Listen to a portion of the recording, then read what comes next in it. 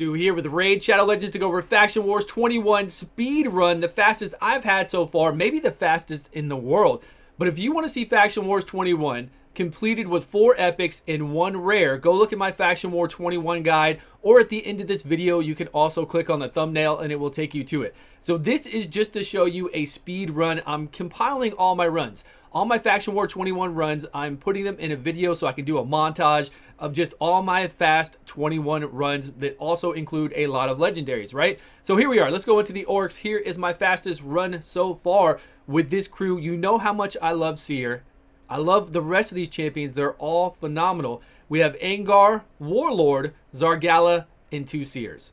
And even in my Faction War 21 video with the 4 epics, it's only got 1 Seer in there. It does not have 2. I don't have any kind of dupes. It's just 4 epics and 1 rare. And we finished Faction Wars 21 on full auto. And we're doing full auto right now. Like, obviously with Seer in here, it's amazing. You got to have a Seer. It just makes it to where you're dropping these waves much faster. And if they buff up, if they get a chance to buff up, which on this wave 2 they can, she will steal all that and do even more damage. It's just amazing. Everything's, what can you say about Seer? I have like 100 videos on Seer. She's the best. So we're going to run through here. Fastest time ever. The glyph I get is completely amazing. I haven't seen a glyph like this in a very long time. I've been running Faction Wars 21 every single day, and I swear to get a 6-star even on 21, it's hard. You get a lot of 4 stars, and then to get this speed glyph, I never see it. I never see it. Sometimes I'll record videos and chat will just pop up there and ruin it all. You never know. So I need to make sure I take myself out of chat, actually. Okay, we're going through here. Look how fast we finished that. We've got buffs from Warlord. We've got buffs from Angar being put up. And then whenever the Seer takes them all, we're just doing a massive amount of damage. So we clear that quickly. This boss can transfer HP, right? When it gets low enough, it will transfer HP. It'll be on a long cooldown. And then this is a DPS race. Whenever you go up against this boss, you have to beat it down really quick. It usually gets a chance to transfer, and then you have to beat it again within the amount of rounds that you have. It's a long amount of rounds, so usually you can do it, but if you lose any champions along the way, or if you lose any champions on the boss, you could fail it. But you could also make sure that it doesn't do the transfer, and you get lucky enough to where you just kill it. 1 minute and 55 seconds. Look at that. Look at that speed glyph. Okay, we're going to take out... After I did this morning, I was like, okay, let me take out Zargala and put back in Bloodfeather, because I love Bloodfeather for this. Bloodfeather is on the 4 epics and the 1 rare team that I have for the Faction Wars 21 for you guys out there. We're going to go, and I just like her kit. Her kit can turn meter reduction on the boss, also places a decreased defense and a slow speed. So slowing down that boss is really important, so the boss isn't taking as many turns. That way, even if we get a chance, it transfers. Even if it transfers HP, doing that slow speed really helps you to make sure that you can kill it in the time allotted. And I like that. Bloodfeather, I only leveled her up for this, and it shows you, you can see it all in that video. But with those debuffs that she does, it's really helpful. And I don't need the AoE decreased defense on the waves because I have 2 Seers. 2 Seers, or even just 1 Seer. As long as you have 1 Seer, you're still going to go through these waves very quickly. So we'll go through here and see what kind of time we get with Bloodfeather instead of Zargala. Like I said, the wave time, it looks like the wave time is fine. If I wanted to make it even faster, I could click on the boss right now. That way we're selecting the boss. We're doing decrease turn meter on the boss with Bloodfeather. But we're also getting that with Warlord, right? We're getting turn meter reduction with Warlord. He's a very pivotal part of this, right? All of them are. Angar is just here just to give us more buffs. So I can eat those buffs and do a mass amount of damage. I don't know if there's a faster team out there. If there is, let me know in the description below and let us know what you're using. What is on your team to make it so damn fast? What are you eating through this boss's HP with? Are you bringing in 2 Seers? What are you bringing with those 2 Seers to make sure you get those buffs up? I could bring in another Angar, but it's not going to stack up. We're just going to get, well, it won't work. It won't work because Angar gives us all reflect, gives us all counterattack, but those won't double up. So we can't use another Angar. That won't work. We can't use another Warlord. That won't work either. I mean, I think we're pretty maxed out on buffs. It's a good amount of buffs to eat, and it's a massive amount of damage. There we go again with all the buffs.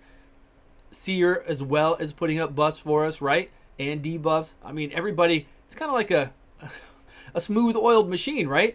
Everybody is playing their part. There's a Bloodfeather with the decreased speed and the decreased defense. and she will do a turn meter reduction as well, a small one. Warlord doing the turn meter reduction, so it all helps out to make it to where we can blast this boss when it gets down low enough. And then Warlord has the resistance lead, right? 80%, 80 resistance, 80%. I always want to say percentage, 80 resistance there to help us out so that when we transfer, and then boom, look at that. See, here goes, and we win. Okay, one more run back to back. This one follows up. Let's just hit forward here a little bit, and then we'll show you. I'll show you my gear on everybody. We'll see what they have. I do want to pay attention though to these waves really quickly to see if there's any way I can speed this up. We come in here with Angar. I mean, look at that. The wave is down so fast, even though we could have been faster, right? We could make our seer stronger. That first wave there, we had a few left over, and our second seer wasted her karma burn, her big shot, right? We could have saved that for this round. Even if she did karma, see right now, like if she did it right now with all those buffs up on the enemy, we could maybe get through here even quicker. So I'll have to look at speeds and look at how quickly we can do this. I'll get more keys when I go back through and do some tag team arena. We'll get 6 keys, and I can maybe come up with a team that I can drop the first wave right away, make sure the speeds are right, and then after that we come in here and do something else to drop.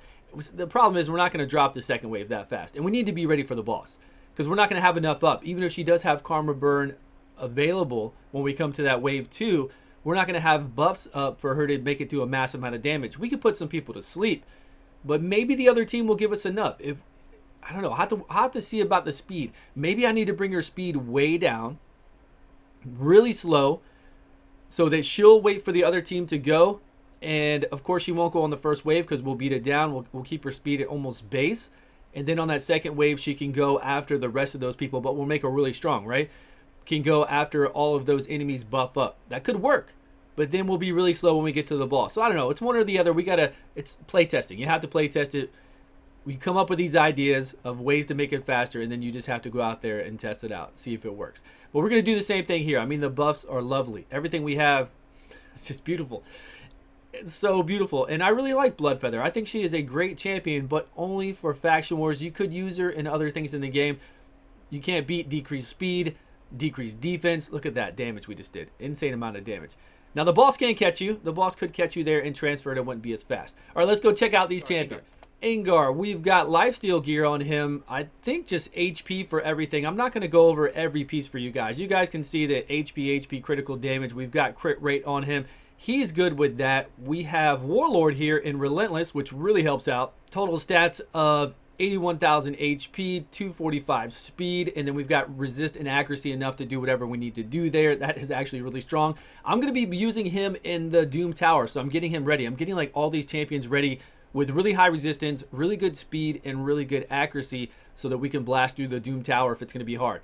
Here is one of my seers. We've got 229, 258 critical damage. That's really all you need on a seer. That's it. That's it. Critical damage. We've got 300 critical damage on this one with, of course, 100% crit rate. And then my Bloodfeather is kind of just for survivability. If she's falling down, then make her stronger. She doesn't need to have crit and to hit. She just needs to have accuracy so that we can apply these debuffs. We get up here and do the decreased defense. We can also do turn meter reduction here.